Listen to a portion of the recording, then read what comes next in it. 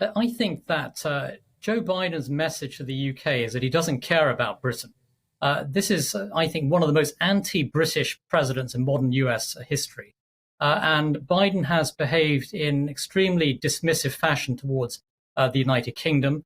He is somebody, of course, who seems to elevate Ireland and also the European Union above the special relationship with the United Kingdom. He's also a spectacularly rude individual, lecturing the British Prime Minister over Northern Ireland and Brexit policy. Who does he think he is?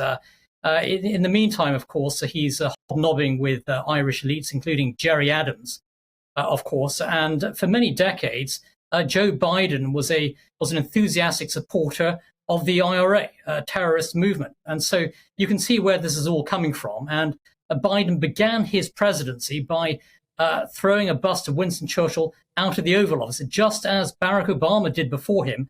President Trump brought the bust back, and Biden removed it. And I have to say, I do think Biden is a disaster for America. He's a disaster for the free world, and he is treating Britain with absolute disdain, a fundamental lack of respect, and of course he's kowtowing to the EU elites, including those in Ireland as well.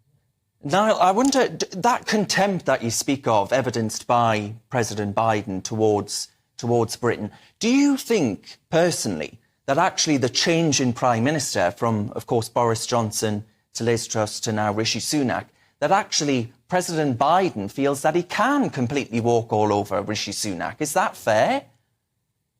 Yeah, and that's actually a very interesting point, Darren, because the Biden White House absolutely hated Boris Johnson and they intensely disliked Liz Truss. In fact, Biden directly intervened, attacking Liz Truss's tax policies. And so Biden was part of this sort of anti-growth coalition trying to oust Liz Truss because they didn't like her low-tax, pro-economic freedom approach, which undercut, of course, the big government Americans.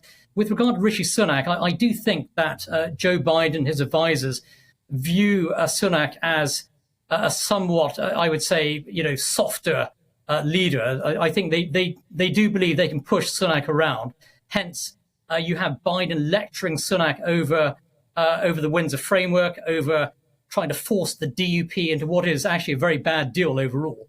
And I think that they do in the White House view Sunak's Downing Street as a walkover and far easier to push around compared to Boris Johnson's Downing Street, for example.